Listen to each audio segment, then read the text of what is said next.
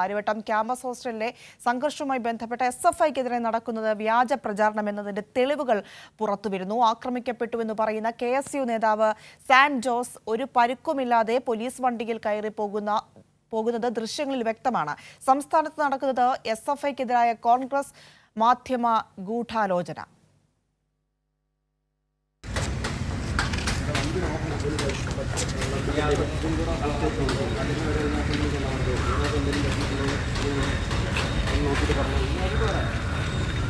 എടുക്കുന്ന പറയുന്ന വീഡിയോ കൂടെ എടുത്തു. ഇപ്പൊ മറ്റവനെ കൊന്നെന്ന വാർത്ത. അതുകൊണ്ട്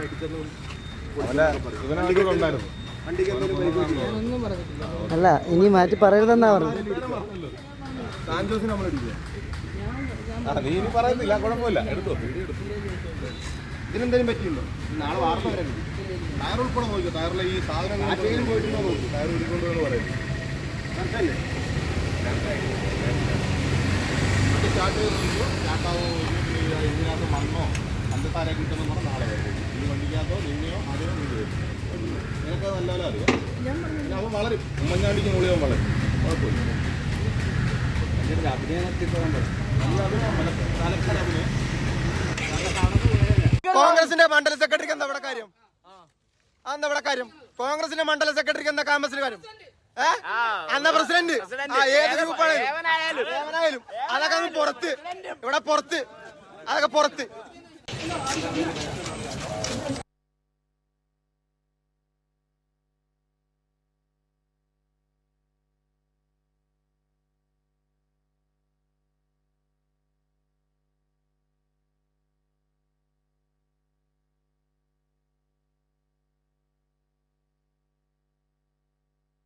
കാര്യവട്ടം ക്യാമ്പസ് ഹോസ്റ്റലിൽ നടന്ന സംഘർഷവുമായി ബന്ധപ്പെട്ടുള്ള നിർണായക ദൃശ്യങ്ങളാണ് ഇപ്പോൾ പ്രേക്ഷകർ കണ്ടത്. അത് ഒരു പകലും രാത്രിയും നടന്ന രണ്ട് സംഭവങ്ങളുടെ ദൃശ്യങ്ങൾ. അതായത് ഇപ്പോൾ SFIക്കെതിരെ നടന്നുകൊണ്ടിരിക്കുന്ന വ്യാജ പ്രചാരണത്തിന്റെ അത് തെളിയിക്കുന്ന തരത്തിലുള്ള വിവരങ്ങളും ദൃശ്യങ്ങളും ഒക്കെ പുറത്തു വന്നുകൊണ്ടിരിക്കുന്ന ഒരു സാഹചര്യമാണ് ഇപ്പോൾ ഉള്ളത് എന്നതാണ് ഏറ്റവും പ്രധാനപ്പെട്ട കാര്യം. ഇതിന്റെ വിശദാംശങ്ങളുമായി വിജിൻ ചേരുന്നുണ്ട് തിരുവനന്തപുരത്ത് നിന്ന്. Vijin, good morning. വളരെ പ്രധാനപ്പെട്ട ദൃശ്യങ്ങളാണ് ഇപ്പോൾ പുറത്തു വന്നുകൊണ്ടിരിക്കുന്നത്. SFIക്കെതിരെ അടിസ്ഥാനരഹിത ആരോപണങ്ങൾ ഉയർന്നുകൊണ്ടിരിക്കുന്ന ഒരു സാഹചര്യം. അപ്പോൾ ഈ ഒരു വിഷയത്തെ എത്രത്തോളം ഉയർത്തിക്കാട്ടാൻ അല്ലെങ്കിൽ SFIക്കെതിരെ ഏതെല്ലാം രീതിയിൽ വ്യാജപ്രചാരണം നടത്താമെന്ന് ഒരു ഭാഗം ശ്രമിക്കുമ്പോഴാണ് ഈ ദൃശ്യത്തിന്റെ പ്രാധാന്യം വർദ്ധിക്കുന്നത്. ഇതിൽ ഈ പറയുന്ന KSU നേതാവിന് യാതൊരു പരുക്കുമില്ല എന്ന് തെളിയിക്കുന്ന തരത്തിലുള്ള കാര്യങ്ങളും വിഷ്വൽസും ഒക്കെയാണല്ലോ വന്നുകൊണ്ടിരിക്കുന്നത്. എന്താണ് നമ്മൾ മനസ്സിലാക്കേണ്ടത് ഇതിൽ നിന്ന്?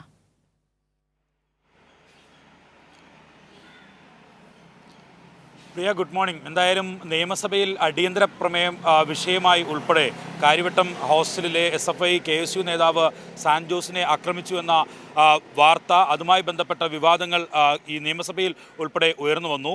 കോൺഗ്രസ് നേതാക്കളും MLA-മാരുമൊക്കെ സാൻ ജോസ് എന്ന കോൺഗ്രസിൻ്റെ KSUവിൻ്റെ ജില്ലാ നേതാവിനെ മാരകമായി ഇടിറൂമിൽ എത്തിച്ച് ആക്രമിച്ചു എന്നാണ് പ്രചരിപ്പിച്ചുകൊണ്ടിരുന്നത്.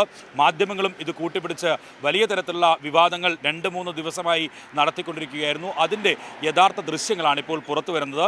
ഈ രാത്രിയിൽ ക്യാമ്പസ് ഹോസ്റ്റലിലെത്തിയ സാൻ ജോസിനെ വാഹനം ഉൾപ്പെടെ സാൻ ജോസിൻ്റെ ബൈക്ക് ഉൾപ്പെടെ തകർത്ത് ഇടിമുറിയിലേക്ക് SFI പ്രവർത്തകർ കൊണ്ടുപോയി മാരകമായി ആക്രമിച്ചു എന്നാണ് പറഞ്ഞിരുന്നത്. എന്തായാലും ആ ദൃശ്യങ്ങളിൽ നിന്ന് വ്യക്തമാണ് സാൻ ജോസിന് ഒരു തരത്തിലുള്ള അക്രമവും നേരിട്ടിട്ടില്ല എന്നുള്ളതും ഒരു തരത്തിലുള്ള ആരോഗ്യ പ്രശ്നവും ഇവിടെ നിന്ന് പുറത്തിറങ്ങുന്ന സമയത്ത് ഉണ്ടായിരുന്നില്ല എന്നുള്ളതും ആ രണ്ടാമത്തെ ദൃശ്യത്തിൽ, രാത്രിയിൽ കാണുന്ന ദൃശ്യത്തിൽ കോൺഗ്രസ് നേതാക്കൾക്കൊപ്പം നിൽക്കുന്ന ദൃശ്യത്തിൽ നിന്ന് വ്യക്തമാണ്.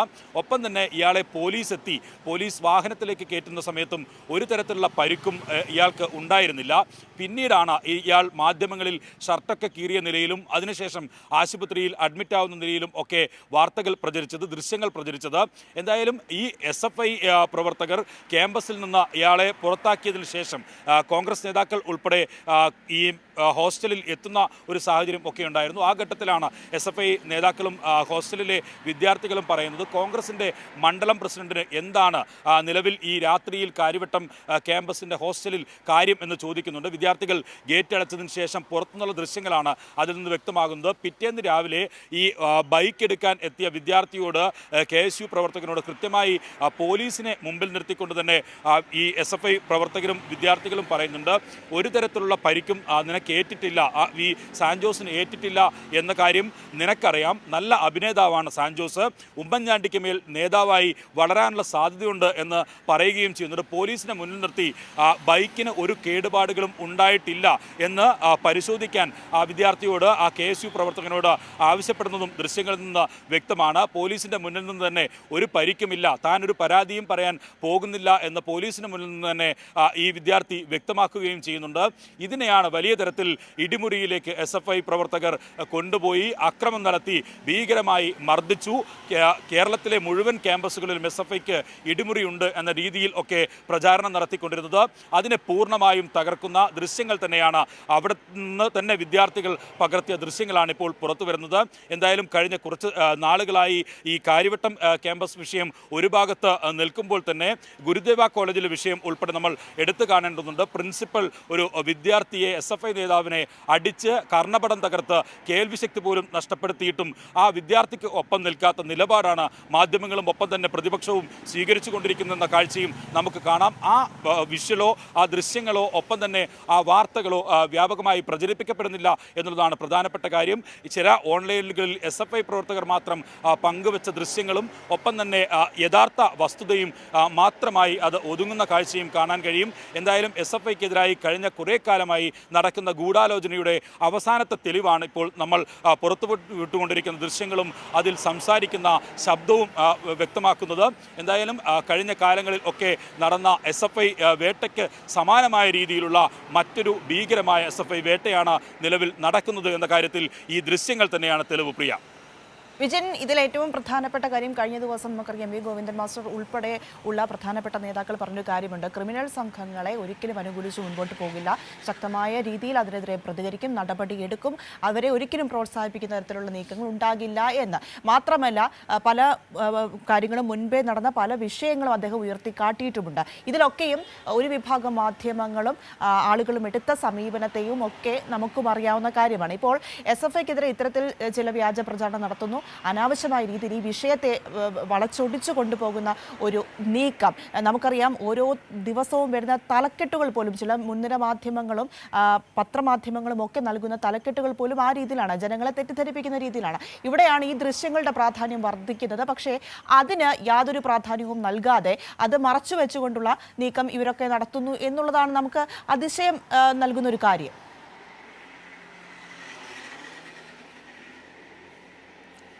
പ്രിയ, തീർച്ചയായും അങ്ങനെ തന്നെയാണ്. നമ്മൾ കഴിഞ്ഞ ഒരു ചരിത്രം എടുത്ത് പരിശോധിച്ച് കഴിഞ്ഞാൽ മുഖ്യമന്ത്രി ഉൾപ്പെടെ നിയമസഭയിൽ പറഞ്ഞതുപോലെ 35ഓളം വരുന്ന SFI പ്രവർത്തകരെ, നേതാക്കളെയാണ് പല സംഘടനകൾ, KSUവും ABVPയും അതുപോലെ തന്നെ MSFും മറ്റ് സംഘടനകൾ ഉൾപ്പെടെയുള്ളവർ, രാഷ്ട്രീയ പാർട്ടികൾ ഒക്കെ കൊന്നു തള്ളിയത് SFI പ്രവർത്തകരെയായിരുന്നു. ഒരു KSU പ്രവർത്തകനോ MSF പ്രവർത്തകനോ ABVP പ്രവർത്തകനോ SFIക്കാരൻ്റെ കൈകൊണ്ട് മരിച്ചിട്ടില്ല എന്ന് SFI നേതാക്കൾ വ്യക്തമാക്കുന്നതും അതുകൊണ്ട് തന്നെയാണ്. SFI ക്യാമ്പസുകൾ വലിയ ശക്തിയായി 70കളുടെ കാലഘട്ടം മുതൽ ഉയർന്നു വന്ന ഒരു പ്രസ്ഥാനമാണ്. അത് രാഷ്ട്രീയ വിഷയങ്ങൾക്കൊപ്പം വിദ്യാർത്ഥികളുടെ ഏറ്റവും പ്രധാനപ്പെട്ട അവകാശ പോരാട്ടങ്ങൾ കൂടി ഏറ്റെടുത്തുകൊണ്ട് വളർന്നു വന്ന വിദ്യാർത്ഥി പ്രസ്ഥാനമാണ്. ഏറ്റവും അവസാനം നെറ്റ് പരീക്ഷാ ക്രമക്കേട് നിലനിൽക്കുന്ന ഒരു സാഹചര്യത്തിൽ പോലും രാജ്യത്ത് വ്യാപകമായ പ്രതിഷേധം ഉയർത്തിക്കൊണ്ടുവന്ന പ്രസ്ഥാനം SFI ആണ്. കേരളത്തിൽ ഇടതുപക്ഷം ഭരിക്കുന്ന ഘട്ടത്തിൽ പോലും SFIയുടെ സംസ്ഥാന പ്രസിഡന്റ് അനുശ്രീയും അഫ്സലും ഉൾപ്പെടെയുള്ള നേതാക്കൾ എല്ലാം ഇപ്പോൾ നിലവിലും ജയിലിലാണ്. അത് ഈ നെറ്റ് പരീക്ഷാ ക്രമക്കേടുമായി ബന്ധപ്പെട്ട രാജ്ഭവനിലേക്ക് നടത്തിയ മാർച്ചുമായി ബന്ധപ്പെട്ടാണ്.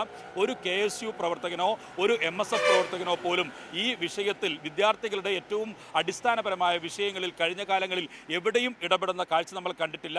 അങ്ങനെ ഈ വിദ്യാർത്ഥി അവകാശ പ്രശ്നങ്ങളിലും വിദ്യാർത്ഥികളുമായി ബന്ധപ്പെട്ട വിഷയങ്ങളിലും എല്ലാം കൃത്യമായ നിലപാട് സ്വീകരിച്ചു പോകുന്ന ഒരു വിദ്യാർത്ഥി പ്രസ്ഥാനത്തെ തകർക്കാനുള്ള സംഘടിതമായ നീക്കമാണ് നടക്കുന്നത് നടക്കുന്നത് എന്ന കാര്യത്തിൽ ഒരു സംശയവുമില്ല. കഴിഞ്ഞ കാലങ്ങളിൽ ഈ ഇടതുപക്ഷം ഭരിച്ചുകൊണ്ടിരിക്കുന്ന കഴിഞ്ഞ 7-8 വർഷമായി പോലും KSUവിൻ്റെ ഭാഗത്തുനിന്നോ MSFൻ്റെ ഭാഗത്തുനിന്നോ മറ്റ് വിദ്യാർത്ഥി സംഘടനകളുടെ ഭാഗത്തുനിന്നോ ഒരു രാഷ്ട്രീയ സമരമോ ഒരു വിദ്യാർത്ഥി പ്രശ്നങ്ങൾ ഉയർത്തിയിട്ടുള്ള വലിയ സമരമോ നമ്മൾ കണ്ടിട്ടില്ല. ഏറ്റവും അവസാനം നടന്ന +1 സമരം ഒഴിച്ച്. അതുകൊണ്ട് തന്നെ ഇത്തരത്തിൽ കേരളത്തിലെ ക്യാമ്പസുകളിൽ സജീവമായ വിദ്യാർത്ഥി പ്രസ്ഥാനത്തെ, വിദ്യാർത്ഥികൾക്ക് ഒപ്പം നിൽക്കുന്ന SFI എന്ന വിദ്യാർത്ഥി പ്രസ്ഥാനത്തെ സംഘടിതമായി തകർക്കാനുള്ള നീക്കം തന്നെയാണ് നടന്നുകൊണ്ടിരിക്കുന്നത്.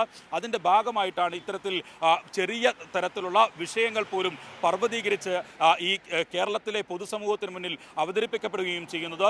അതിൻ്റെ ഒടുവിലത്തെ ഒരു വിഷയമാണ് കാര്യവട്ടം ക്യാമ്പസിൽ കണ്ടത്. ആ ഹോസ്റ്റലിൽ നടന്ന വിഷയത്തിൻ്റെ ദൃശ്യങ്ങൾ യഥാർത്ഥ സംഭവമാണ് നമ്മളിപ്പോൾ പുറത്തു നൽകിക്കൊണ്ടിരിക്കുന്നത്. എന്തായാലും കഴിഞ്ഞ കാലങ്ങളിൽ അധ്യാപകന് പ്രിൻസിപ്പലിന് മേൽ കരിയോലയിക്കുന്ന ദൃശ്യങ്ങൾ ഉണ്ടായിരുന്നു MSF പ്രവർത്തകരുടെ ഭാഗത്തു നിന്ന്.